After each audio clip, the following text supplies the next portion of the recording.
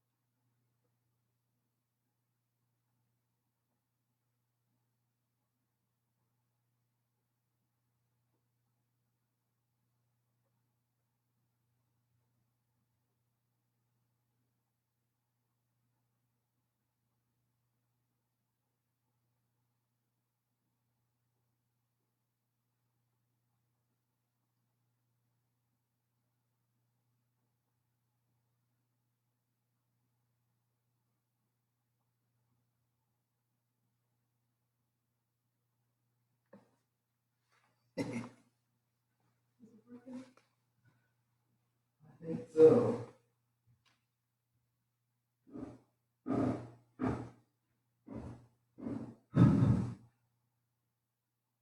It's got me like.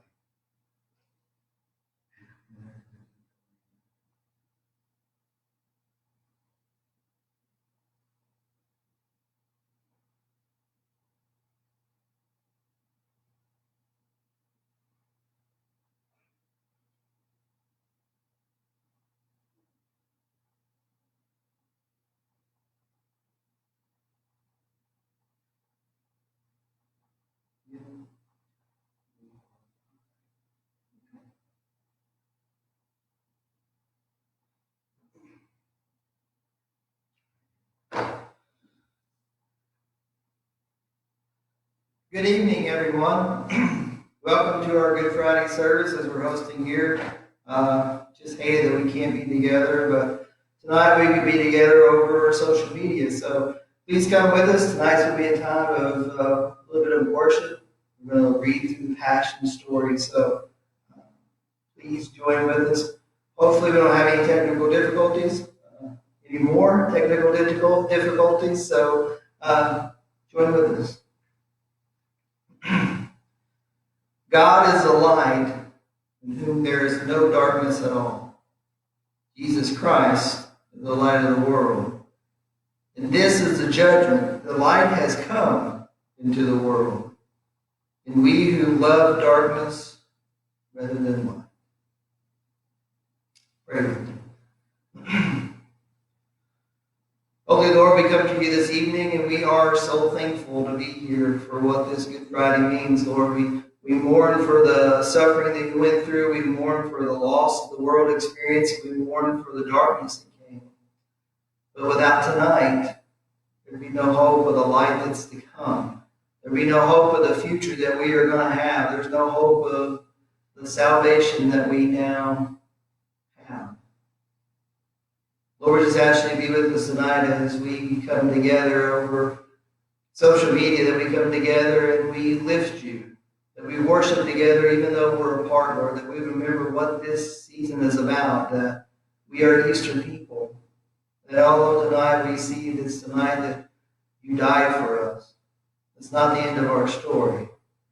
But we are Easter people, and that you rose again on Easter morning.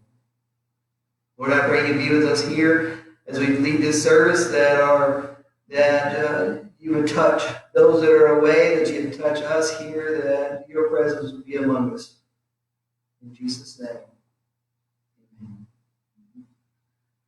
So we had a little difficulty. We were going to start with a song. I know you all probably know this, but sing it with us at home as well.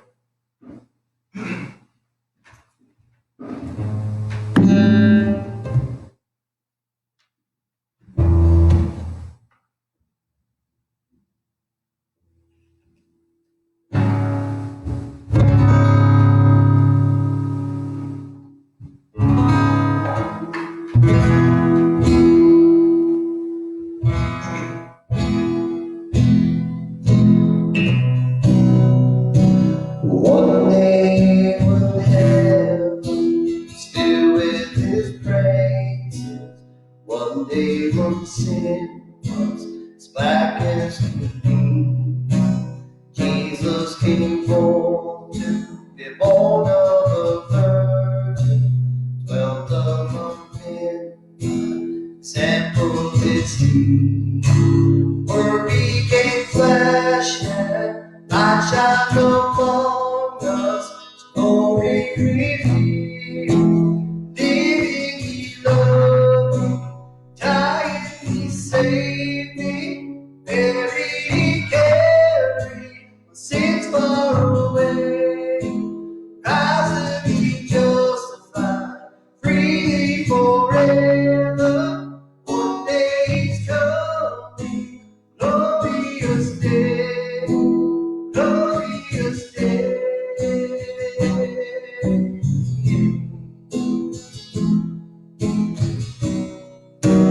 One day they led him a Calvary's mountain.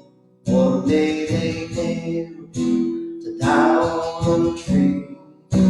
Suffering anguish, despised and rejected, bearing our sins, my Redeemer is he.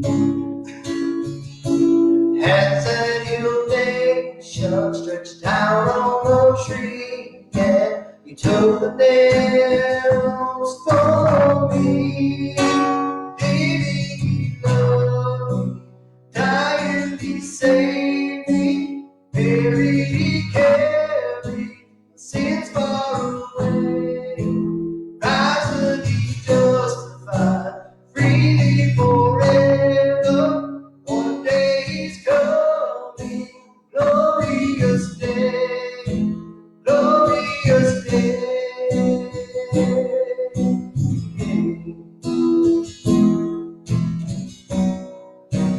One day the grave could conceal him no longer. One day the name then he arose over death he had conquered.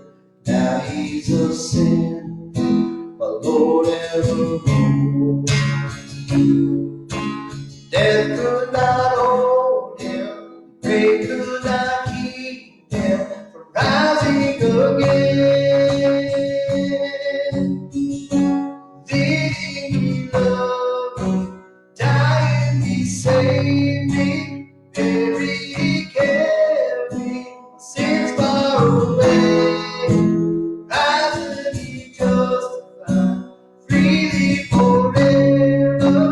One day he's coming, glorious day, glorious day.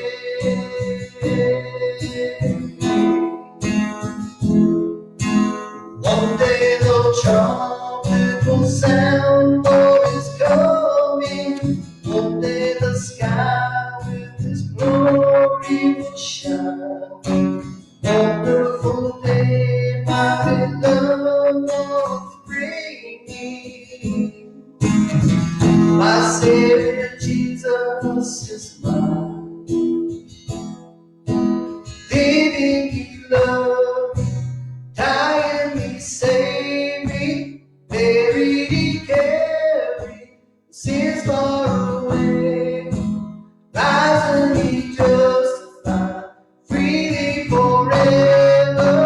One day he's coming, glorious day, glorious day, glorious day.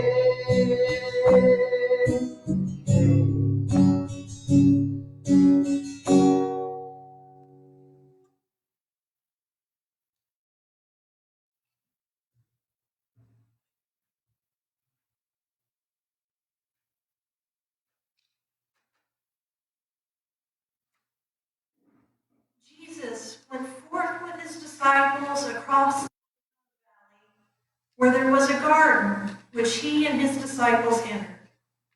Now Judas, who betrayed him, also knew the place, for Jesus often met there with his disciples. So Judas, procuring a band of soldiers, and some officers from the chief priests and the Pharisees went there with lanterns and torches and weapons. Then Jesus, knowing all that was to befall him, came forward and said to them, "Whom do you seek?" They answered him, "Jesus of Nazareth." Jesus answered, "I told you that I am he, so if you seek me, let these men go." This was the word which he had spoken. "I did not lose a single one of those whom you gave me." Then Simon Peter, having a sword, drew it and struck the high priest's slave and cut off his right ear. The slave's name was Malchus. Jesus said to Peter, "Put up your sword into its sheath. Shall I not drink the cup which the Father has given me?" So the band of soldiers and their captain and the officers of the Judean authorities seized Jesus and bound him. First they led him to Ananias, for he was the father-in-law of Caiaphas, who was the high priest that year. It was Caiaphas who had given counsel to the religious authorities that it was expedient that one man should die for the people.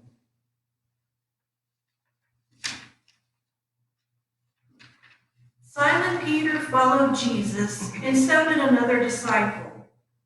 As this disciple was known to the high priest, he entered the court of the high priest along with Jesus, while Peter stood outside at the door. So the other disciple, who was known to the high priest, went out and spoke to the woman who guarded the gate and brought Peter in. The woman who guarded the gate said to Peter, "Are you not also one of this man's disciples?" He said, "I am not." Now the servants and officers had made a charcoal fire because it was cold, and they were standing and warming themselves. Peter also was with them, standing and warming himself. The high priest then questioned Jesus about his disciples and his teachings. Jesus answered him, "I have spoken only to the world. I have always taught in synagogues and in the temple where all Jewish people come together. I have said nothing secretly. Why do you ask me? Ask those who have heard me what I said to them. They know what I said." And when he had said this, one of the officers standing by struck Jesus with his hand, saying, "Is this how you answer the high priest?" Jesus answered him, "If I have spoken wrongly, bear witness to the wrong.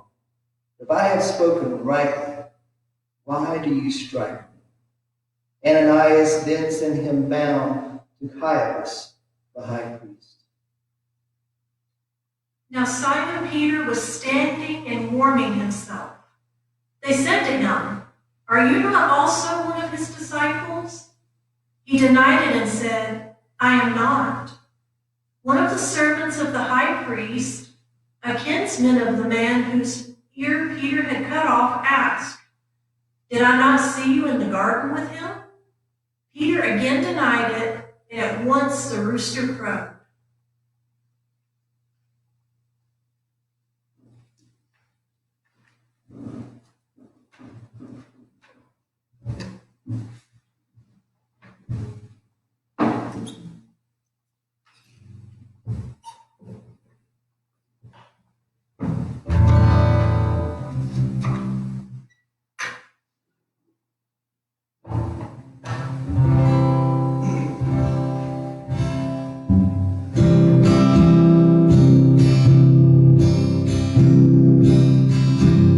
Go ahead, dry the nails in my hand, laugh at me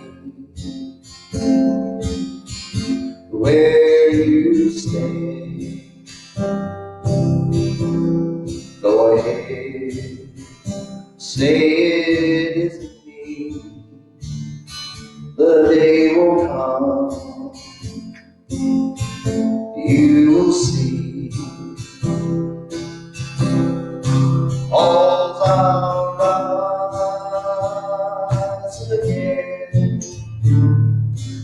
There's no power on earth can tie me down. Yes, I'll rise again. Death can't keep me in the ground. Go ahead on my day. My love for you is still the same. Go ahead, bury me, but very soon I will be free. All I'll rise again. There's no power on earth can tie me down. Yes, I'll rise again. Death can't keep me in the ground. Go ahead, say I'm dead and gone. You will see you were wrong. Go ahead, try to hide the sun, but all will see that I'm the one. All's I'll come again. There's no power on earth can keep me back. Yes, I'll come again. Come to take my people back.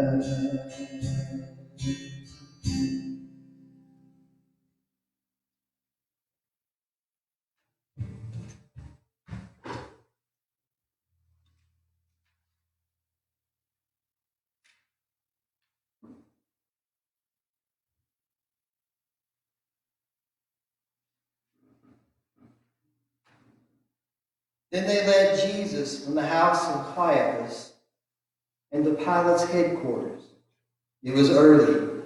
They themselves did not enter the headquarters, so that they may not be defiled, but might eat Passover. So Pilate went out to them and said, "What accusation do you bring against this man?" They answered him, "If this man were not an evildoer, we will not have handed him over." Pilate said to them, "Take him yourselves and judge him by your own law." The religious leaders said to him, "It is not law for us to put any man to death." This was to fulfill the word which Jesus had spoken, to show that by what death he would die. Pilate entered the headquarters again and called Jesus and said to him, "Are you the king of the Jews?" Jesus answered, "Do you say this of your own accord, or did others say it about me?" Pilate answered, "Am I a Jew? Your own nation and the chief priests have handed you over to me. What have you done?" Jesus answered, "My kingship is not of this world. If my kingship were of this world, my servants would fight, that I might not be handed over to the religious authorities. But my kingship is not from the world." Pilate said to him, "So you are a king?" Jesus answered, "You say that I am a king. For this I was born, and for this I have come into the world, to bear witness to the truth. Everyone who is of the truth hears my voice." Pilate said to him, "What is truth?" After Pilate said this, he went to the religious leaders and the authorities again and told them, I find no fault in him, but you have a custom that I should release one man for you at this Passover. Will you have me release to you the King of the Jews? They cried out again, not this man, but Barabbas. Now Barabbas was a robber. Then Pilate took Jesus and scourged him. And the soldiers plaited a crown of thorns and put it on his head and arrayed him in a purple robe. They came up to him saying, Hail, King of the Jews, and struck him with their hands. Pilate went out again and said to them, See, I am bringing him out to you, that you may know that I find no crime in him. So Jesus came out, wearing the crown of thorns and the purple robe. Pilate said to them, Behold the man. When the chief priests and the officers saw him, they cried out, Crucify him! Crucify him! Pilate said to them, Take him yourselves and crucify him, for I find no crime in him. The religious authorities answered him, We have a law, and by that law he ought to die, because he has made himself the Son of God. When Pilate heard these words, he was the more afraid. He entered the headquarters again and said to Jesus, Where are you from? But Jesus gave no answer. Pilate therefore said to him, You will not speak to me? Do you not know that I have the power to release you and power to crucify you? Jesus answered him, You would have no power over me unless it had been given to you from above. Therefore, he who delivered me to you has the greater sin. Upon this, Pilate sought to release him. But the religious authorities cried out, If you release this man, you are not Caesar's friend. Anyone who makes himself a king sets himself against Caesar. When Pilate heard these words, he brought Jesus out and sat down on the judgment seat at a place called the Pavement, and in Hebrew, Gabbatha. That was the day of the preparation of the Passover. It was about the 6th hour. He said to the religious authorities, Behold your king. And they cried out, Away with him, crucify him. Pilate said to them, Shall I crucify your king? And the chief priest answers, We have no king but Caesar. They handed him over to them to be executed.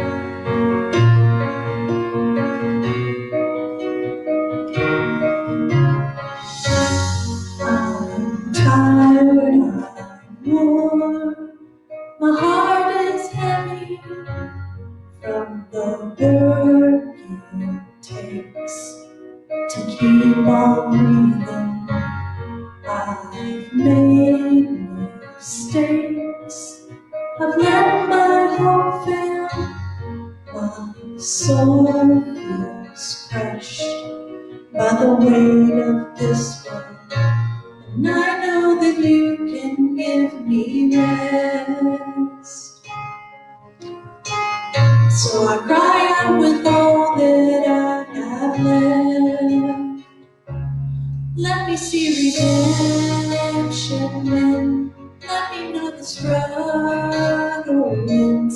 That you can mend a heart that's frail and torn. I want to know a song can rise from the ashes of a broken life, and all is dead inside can be reborn. 'Cause I'm born.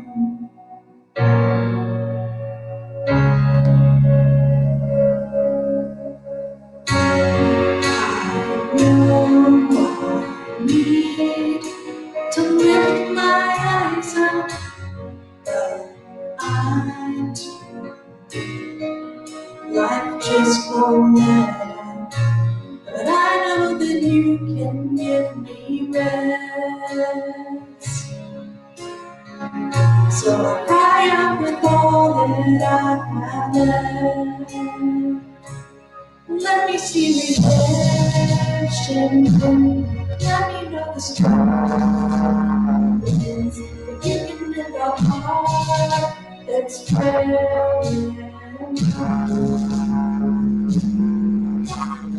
Broken ties from the ashes of a broken life, all is dead inside, and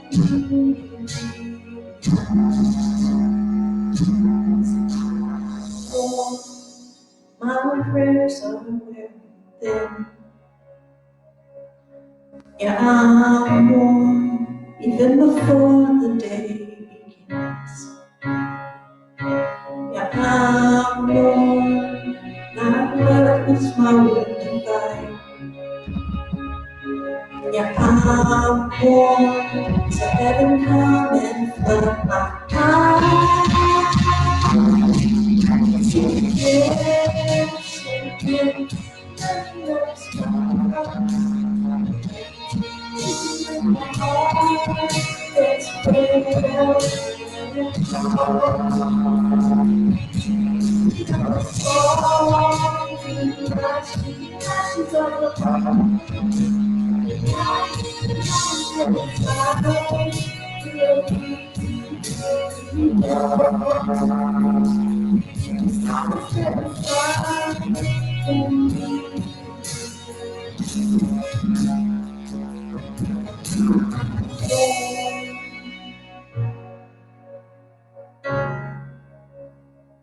yes, I'm born.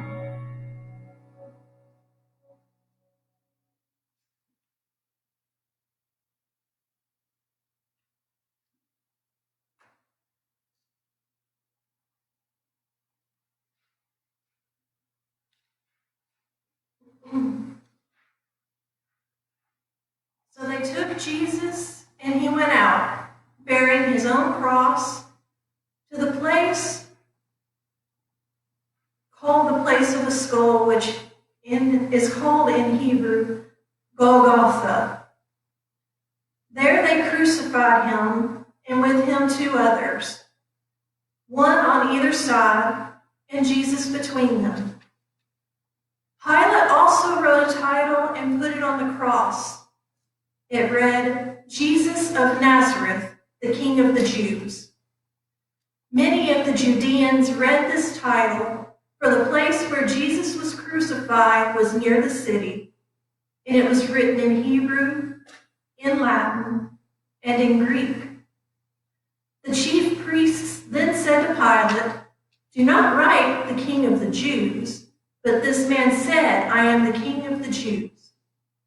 Pilate answered, "What I have written, I have written."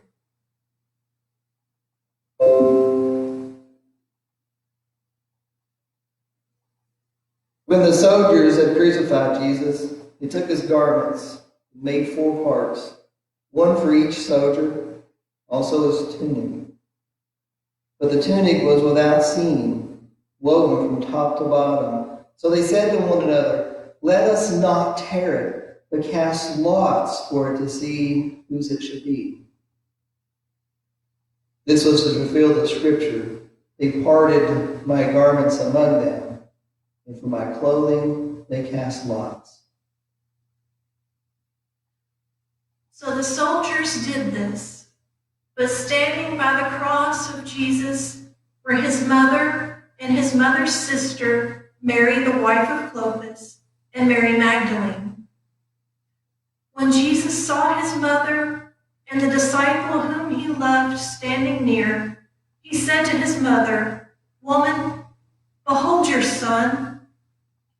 Then he said to the disciple, "Behold your mother." And from that hour, the disciple took her to his own home. After this, Jesus, knowing that all was now finished, and to fulfill the scripture, "I thirst," a bowl full of vinegar stood there. So they put a sponge full of the vinegar on hyssop and held it to his mouth. When Jesus had received the vinegar, he said, "It is finished." He bowed his head and gave up his spirit.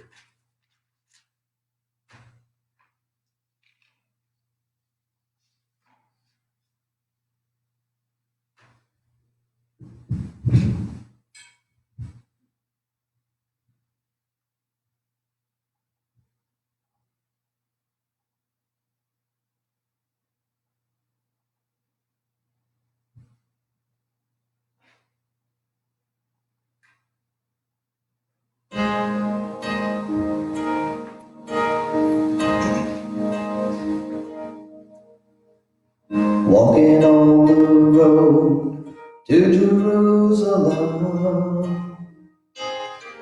the time had come to sacrifice again. My two small sons, they walk beside me on the road.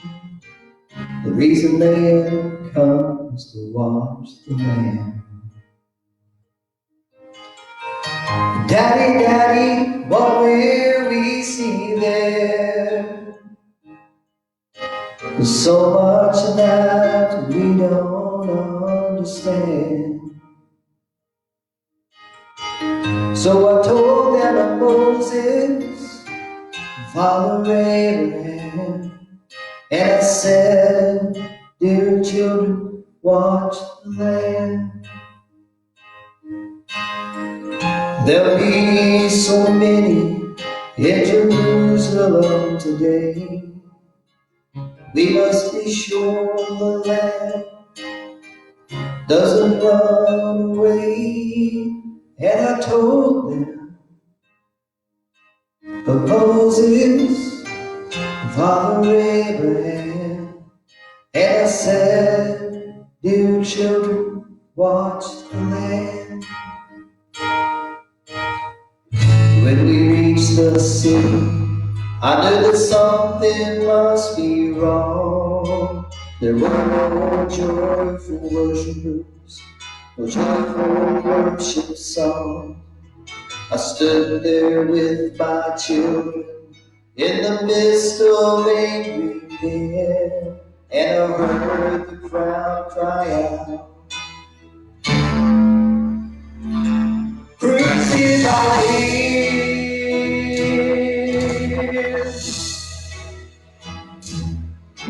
We tried to leave the city, but we could not get away.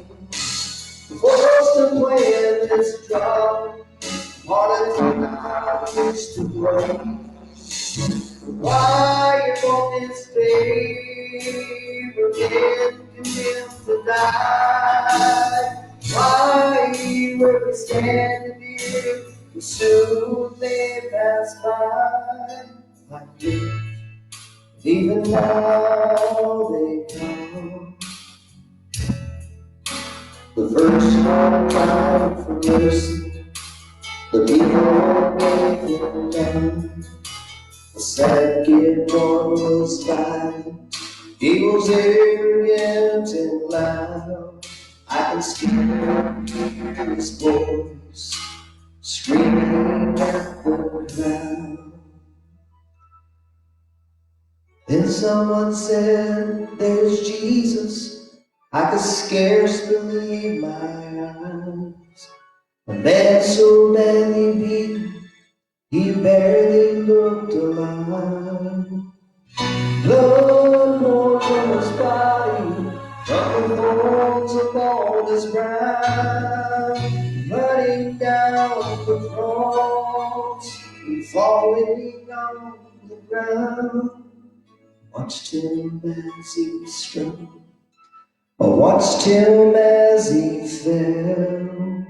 The cross came down upon his back, and the crowd began to yell. Never felt such agony. I never felt such loss. Till the Roman soldier wrapped my arm and screamed,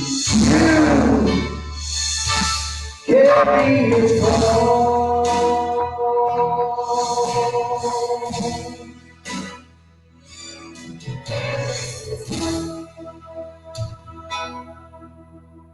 First I tried to resist him, then his hand reached for a sword.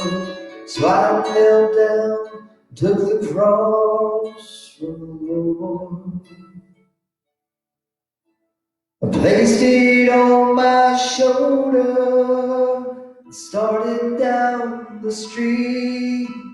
The blood that he'd been shedding was running down my cheek.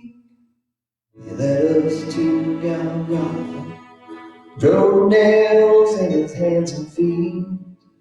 Yet up on the cross I heard him pray, Father, forgive them.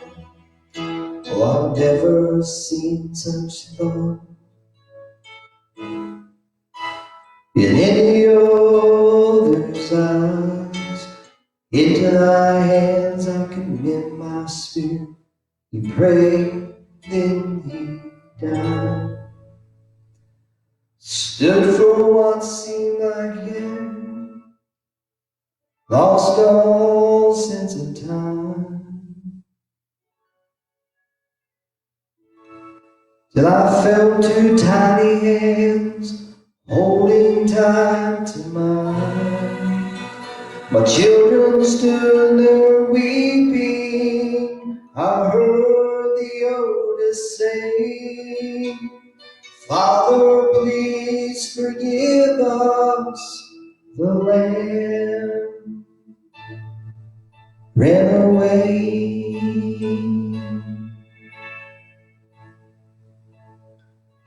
Daddy, Daddy, what have we seen here? There's so much that we don't understand.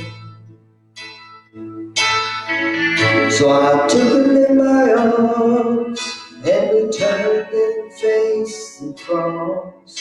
And I said, dear children, watch the Lamb.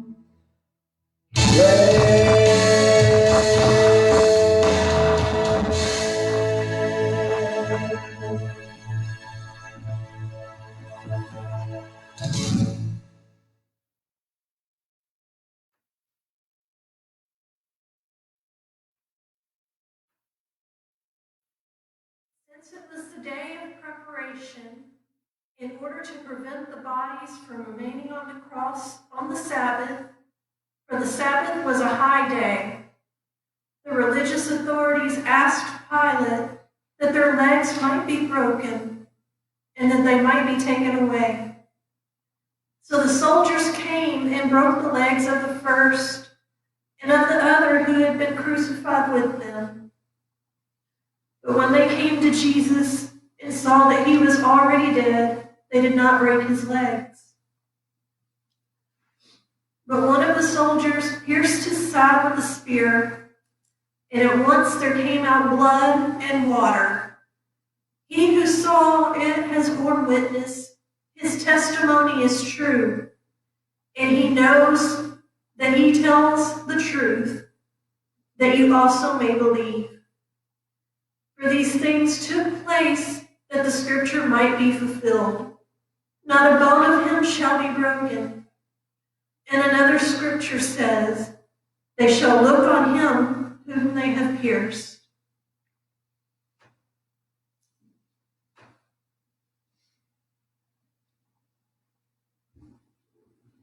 After this, Joseph of Arimathea was a disciple of Jesus. but secretly, for the fear of the religious authorities, asked Pilate that he might take away the body of Jesus, and Pilate gave him leave. So he came and took the body away.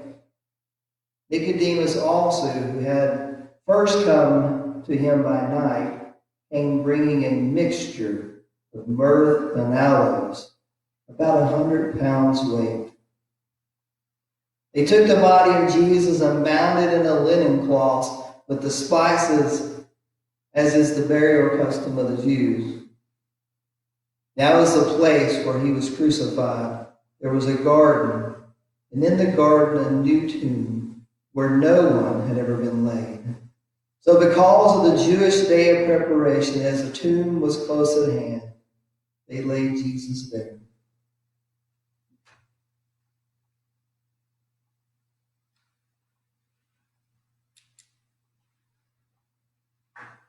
Tonight we have read the Passion of Jesus, and we have watched the last moments of his hours.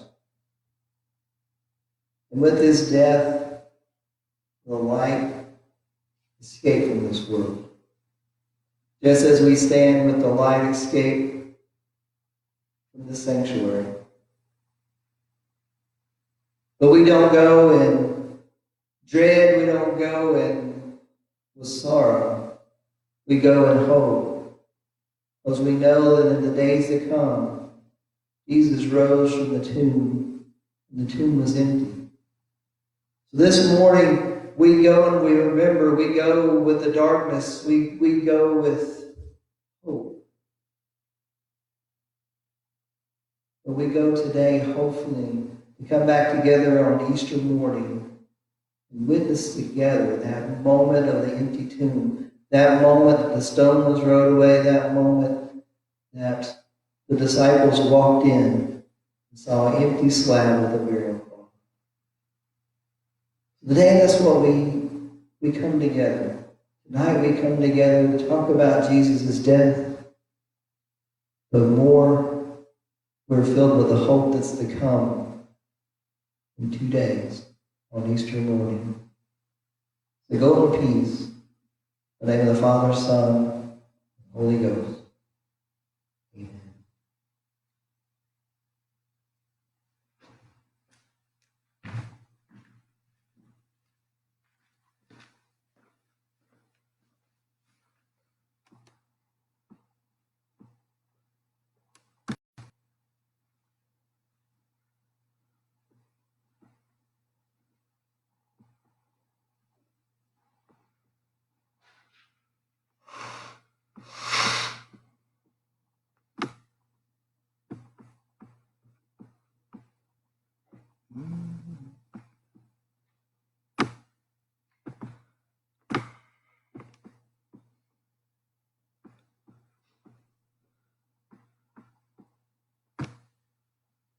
Is it on? Yeah, I'm trying to figure out